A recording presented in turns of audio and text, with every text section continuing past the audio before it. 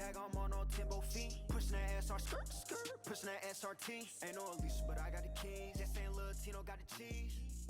Can't tell me nothing, got a word on my back. Hey everybody, what's going down? It's your girl Jay Renee. Oh my God, I got something to say. Bro, you already know we got somebody special in the building. You have heard this man straight coming from the Carolinas. I don't know, I think that's how they say it. That's how you say Carolinas. Yeah, Carolina. There we go. Yeah. I believe it's North Carolina. And y'all, he has been making noise since the beginning. When I tell you, hey, look. When I tell you, you better go jam this man's stuff. I say man, because he just hit 18. That boy big girl in this thing. Y'all give it up for Tino Season. I'm sorry, is it season or is it just Tino SCN? season. Tino season.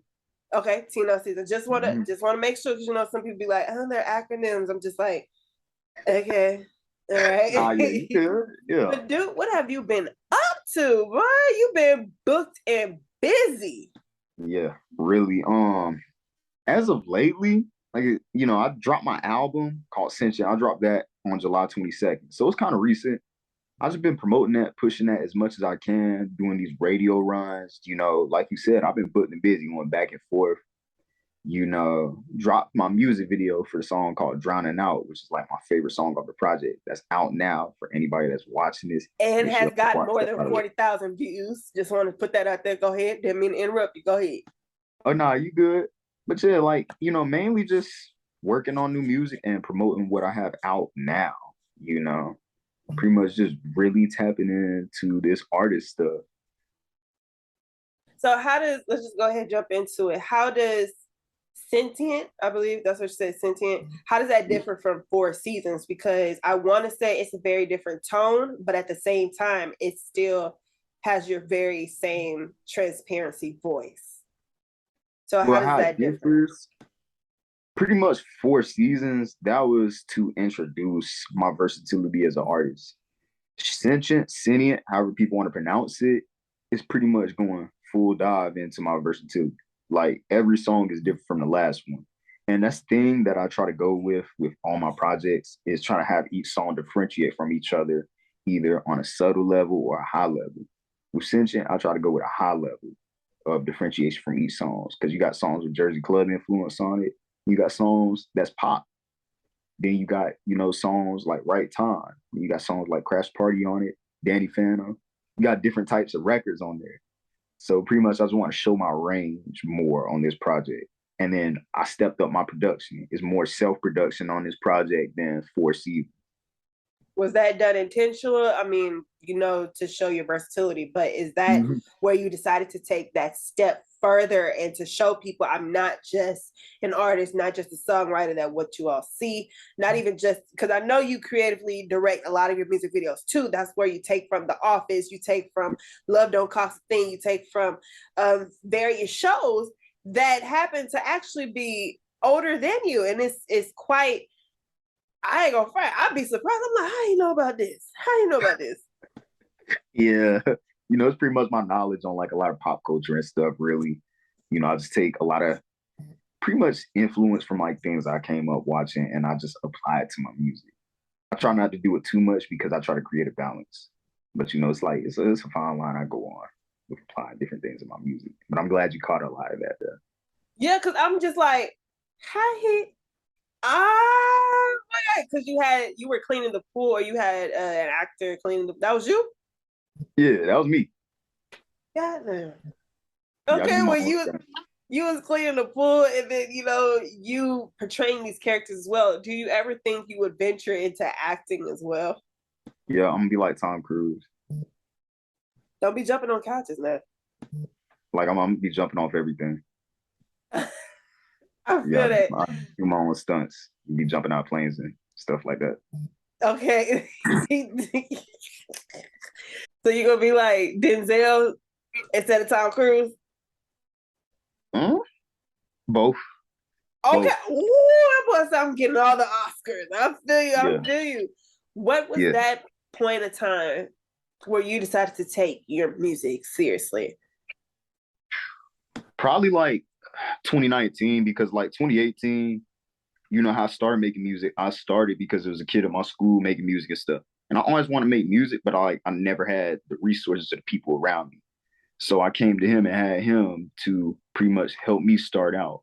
And just for that whole year 2018, it's just like seeing if this is really what I wanted to do because like I've been thought about it, but just really seeing like, you know, if I could see myself doing this for longer. I started getting more fans and stuff. So then by the time 2019 came around, I had a few songs like bubbling like on SoundCloud, like within the underground community. So like that pretty much showed me, okay, you either gotta start taking this serious or you gotta stop now before you get too deep into this. So, you know, I took the other option. I'm like, yeah, I gotta take this serious because I've been wanting to do music. You talking about D&D, when that pop that Nah, like this is like 2019. This is like way before like I was with South Coast. You know, like I was probably like just above 1,000 followers. It was my song called Big Bank, and it was a song called Piped Up I had that year that were like kind of bubbling within the underground. do you still find yourself having to get out of that I'm not an underground artist, but still maintain that type of hunger? Because you know, a lot of people when they say underground, they literally label that person as underground forever. And I don't know why. But do you I'm serious, because I mean a lot of people they I don't know why, but they say Big Sean's an underground artist. Never. Never. No, we mainstream. What? That's crazy. But it's they do that to compare the level of fame to others. So that's why they say underground. Whatever. But do you feel as though that's one of those chopping blocks that they put artists on and that Yeah, actually turns most out to most hurt them? definitely. Most definitely. They do that to a lot of us because it's like you could take artists like Currency, for example. A lot of people say Currency is still underground, in which I don't believe that, but I do believe it's like different levels, and it's like different levels as to like what type of music you make. Like if you make conscious type rap, you know, I believe it's a certain ceiling that you could get to, but in which in that field they would consider it being like the top of that field. But in other fields and other genres of rap and other subgenres, they might consider that as super underground. So I think it just really all depends on, you know, the genre that you in and stuff like that. You know, it's a gray area, honestly, with stuff like that. Who were you listening to grab that type of inspiration from? Now, this could be any genre, any person whatsoever, but who is that? Inspiration, like Yes, as for far as your like music, music and production. Kanye, most definitely. Kanye off bat. Then as far as like my sound and like my aesthetic, it would be Uzi, Playboy Cardi, and Trippie Redd and Future. But just overall as an artist, probably Kanye. Oh, is that why? Is that why in your song you talking about you went from Converse to Yeezy? So you said the broke boys be easy. Yeah. Yeah, you know I'm gonna come at you with that. Now your lyrical style is very, I'm gonna say, illuminated to the point where you paint a perfect picture, illustration. You paint a picture with it, but you still deliver those lines where you gotta be like, well, I gotta run that back. What? Like when I like the Converse Yeezy line, I said, hold on, let me just rewind this back. He I'm came glad like you that. catching this.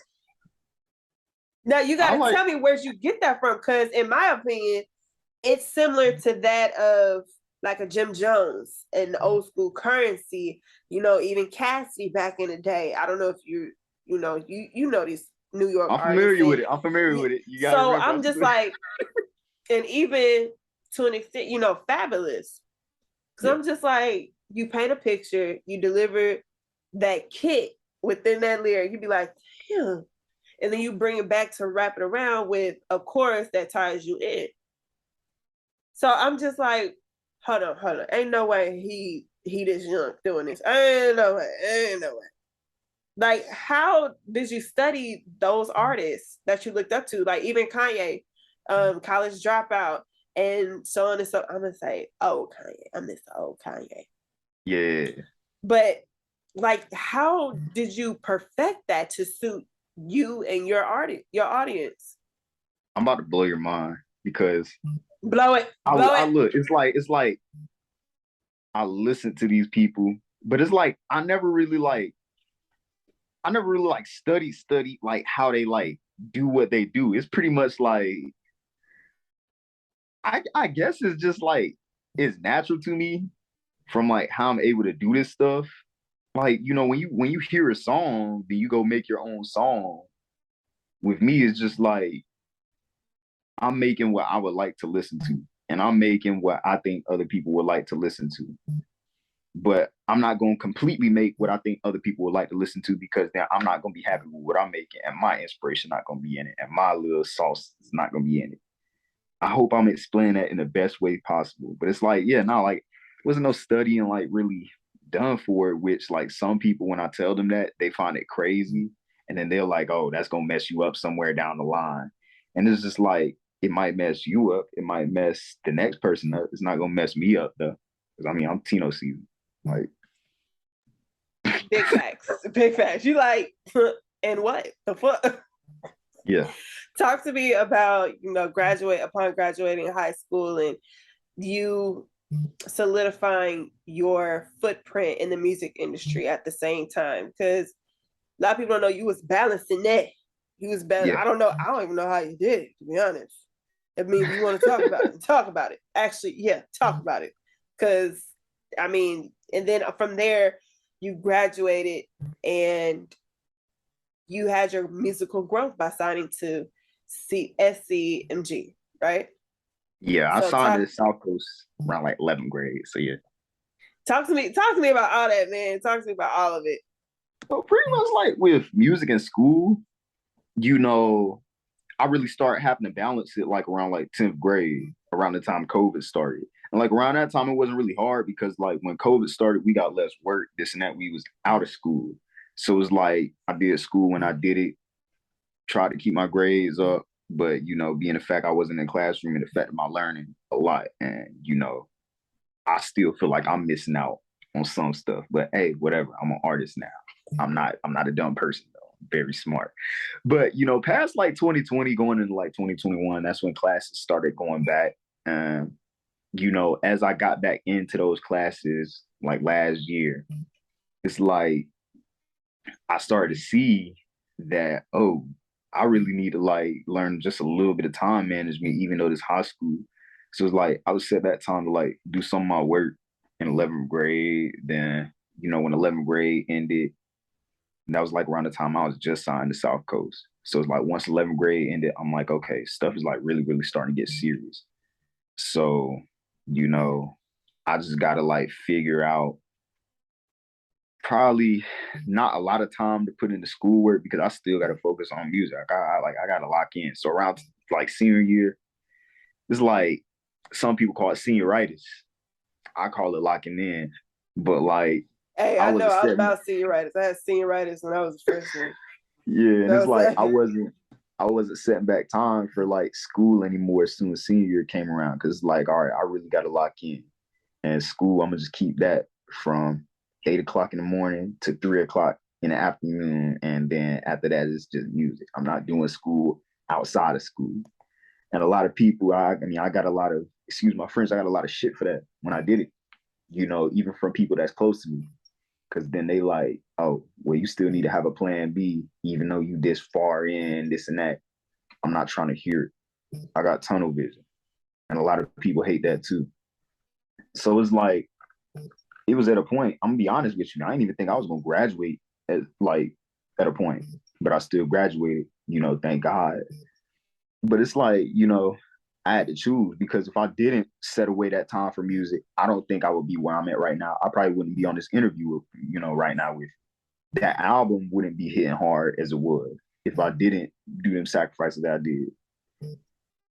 But I'm not, and to anybody like that's watching this though, I'm not encouraging y'all to go and do that because everybody can't do that. To be honest, but sacrifice what you can to try to reach that goal that you want to reach. dang, I'm with that. I perfectly put. How did SC come up to you and try to throw that deal at you? Don't tell us the amount by any means. Do not tell us the amount, but don't do it because we trying to have safety for everybody here. But talk to me how that deal came together and how they approached you, or if you approached them, or how did it happen? Pretty much, it was like 2020. 2020 was like kind of overwhelming for me as far as like me being in like label meetings for the first time and stuff. Cause like that was the year I got my first manager. And it's like me and him, we was like rocking out just dolo. Like we was stacking money together, just saving money together just for promos. So like I was on like a whole lot of label meetings that year. I was in meetings with like Alamo, like 300, APG, you name it, Capitol Records. After my meeting with Capitol Records, that was probably like around August 2020. I was coming back from a video shoot, and my manager at the time, he had my account info.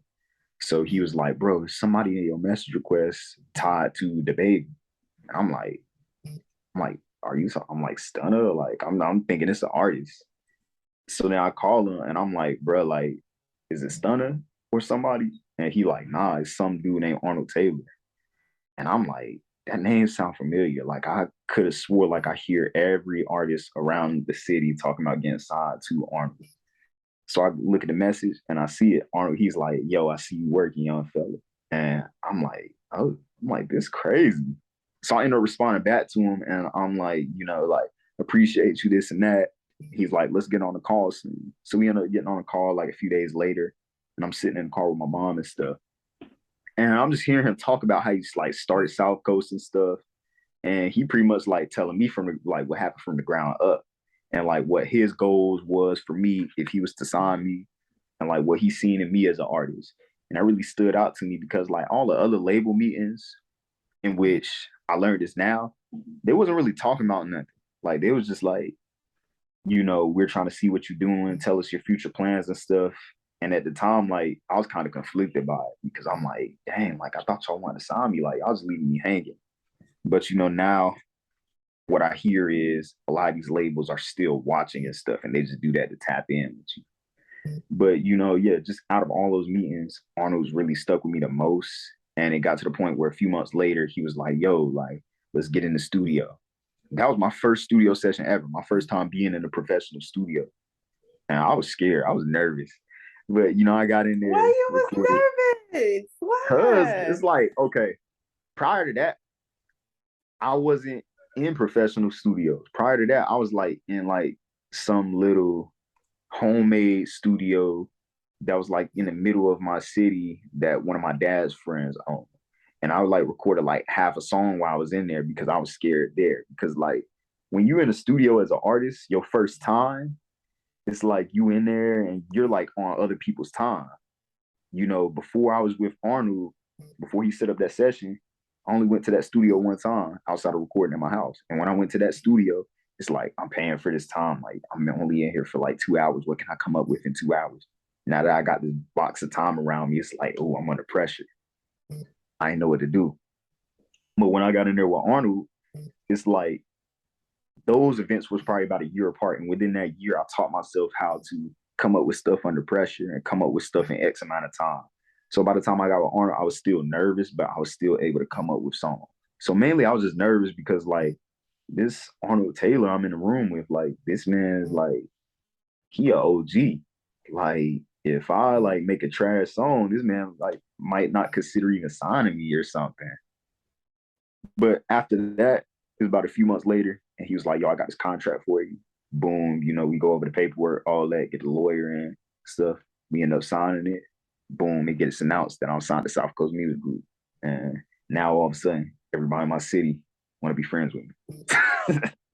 So yeah. But like, how do you deal with that? The people that were once deterring you from you going down the path of your future are now just like, hey, shake my hand, kiss my baby, stuff like that. Or they probably don't be like that. But how have you been able to deal with that? Like, do you still refer to them as haters? Are they haters or are they just piggybackers? Some of them, look, What's your some viewpoint? of them is like haters. Some of them is haters. Because like some of these people that like tell me congratulations now and like try to be cool with me, back then they wouldn't even share my music when I was putting it on Facebook and stuff. They wasn't like really supporting me and stuff like that. Then some of them are just like people who I never even spoke to. hit me up, calling me big bro. Like, bro, you're older than me, calling me big bro. Like Like, what?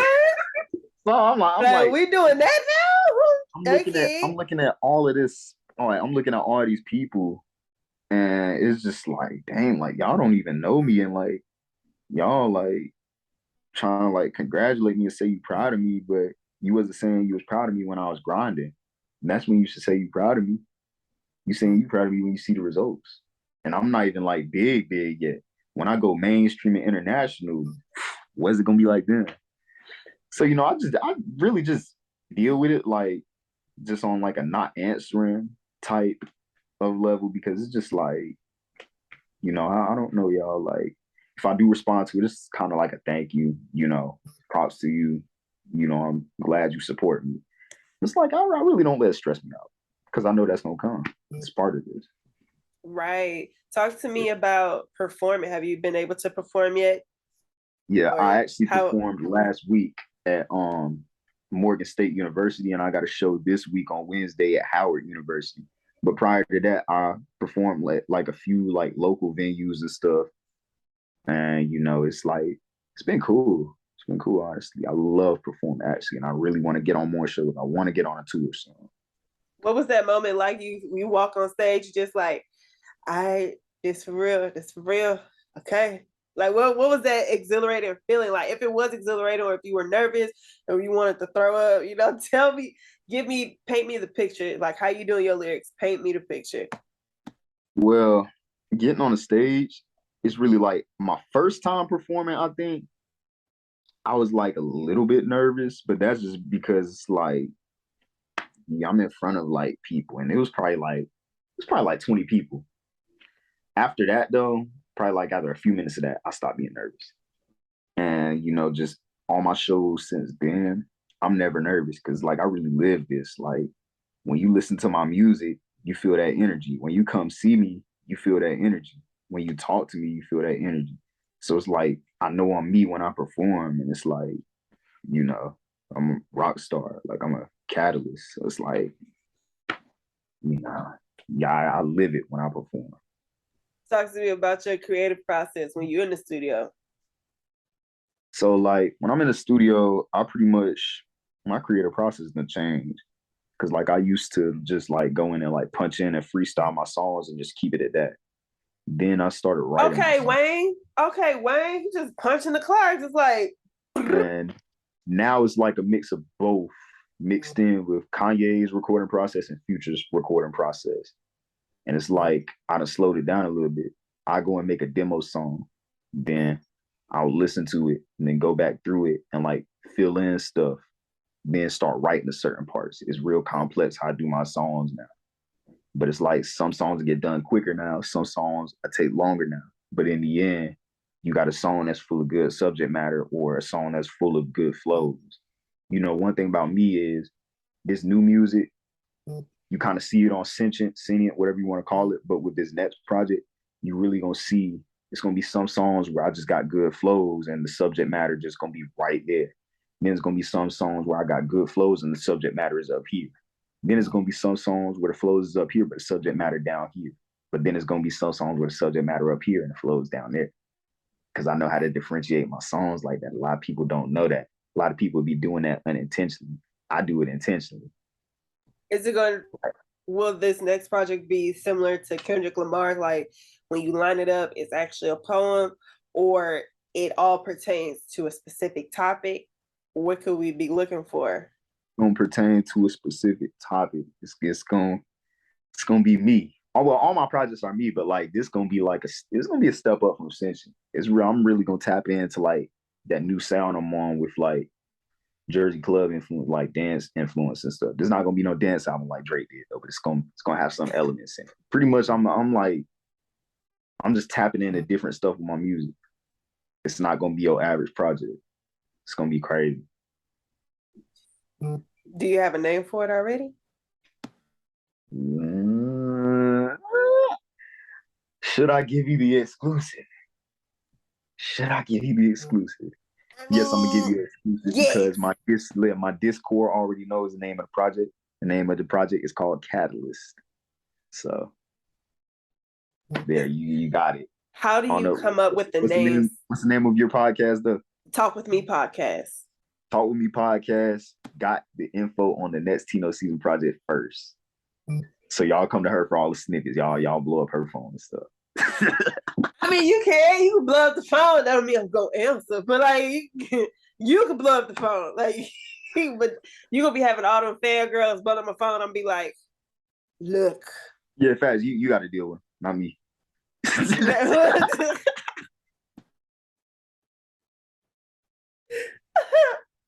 You got to tell me, how do you come up with the name of your projects? Like, how is it like a word bank or something, or is it like Swiss Beats? You write a note and then you keep scratching it and then you find the perfect one.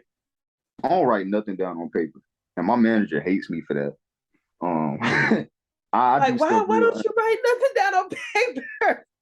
They be trying to tell me like write down your plans and stuff, like do all this. I'm just real unorthodox with how I do stuff, but somehow it just happens to work. But it's like how I come up with stuff. I do everything all on my film. Like I do everything all off me. Everything is authentic to me. Like I didn't think I was gonna come up with Sentient as the name of the new project. I didn't think I was gonna come up with that. It just came to me one day. I just seen that word one day. Then I just upon myself went and looked up the definition. It all happened organically. Then I started making music based off of what I seen. And I remembered that definition by heart. Like I had the definition of sentient in my tabs open all the way up until I finished the project. So every time I would go on a Safari, I would see that definition. But it's like I wouldn't be looking for that definition. It'd just be like, it's there. I see it. Some days I don't. So it's real organic. With Catalyst, it's like I seen that word somewhere. I can't remember where I seen it, but then I looked up the definition, and the definition of catalyst is an event or thing or person that precipitates an event. I feel like I'm a catalyst to the music industry because I'm precipitating something new coming from a younger artist, on probably the effect of how Kanye came into the game, introducing something new, completely changing things. So I'm a catalyst to music itself. But it's all authentic on how I came up with that. Right. I didn't go out my way thinking like, what can I do to stand out? No, it just stand out on its own. And if it don't, at the end of the day, it's just me. It's me. I ain't copy nobody.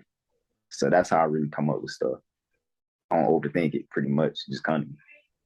Talk to me about the transparency that you intentionally do as an artist. Like you put yourself out there for your fans and for the audience, including for yourself. So one, your transparency, and two, you're always evolving to a better version of yourself. And talk to me about that. It's pretty much just me growing as a person, really just me going through life. It's like, I'm probably not going to talk the same way I talked yesterday. I'm probably not going to rap the same way I rapped 6 months ago. It's like, if I change from one thing, it's like, I really don't like do that intentionally. It's just like I'm a real in the moment type of person. So like whatever I'm doing in this moment, it's like it wasn't intentional. I just did it. It's like, it's natural pretty much. And that type of stuff is natural. And then it's the last question. And I always ask everybody this when they come on a podcast, especially artists. Who are your top 5 artists, dead or alive? Top 5. Dead or alive, top 5. Kanye West, Lil Uzi Vert, Future, Playboi Carti.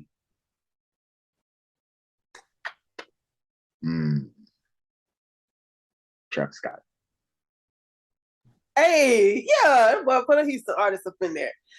And look, man, I just want to thank you so much for coming through and talking with me on the Talk With Me podcast. And anything you need from me, just hit me up. And you going far. I'm gonna tell you this: you are way mature from your age, and that's always a great thing. Okay, so it's a great thing because you are essentially becoming an OG as a youngin. No, for real, you are, man, for real. Everybody, if you think I'm lying, go look at all his music videos. You'll be like, what the heck? How he know about that? Yeah. But even how you speak and your transparency in your music, it just shows growth at an early age. And man, I'm be honest, I'm proud of you, boy. I'm proud of you. Appreciate it. Appreciate it. Thank you for having me. For sure, for sure. So look, everybody go jam the whole album Sentient or Sentient, prefer. But it's on all platforms, whether you got Spotify, Tidal, SoundCloud. Follow him on Twitter, follow Tino on Instagram, and all of the links will be down below, as well as we're going to have some cards here, so that way you can go click right there for a music video. And y'all get ready for Catalyst. Facts. Catalyst on the way. Make sure y'all go stream Sentient in the meantime. Pop out to the shows. It's Tino season. Let's get it. Let's get it. Hey.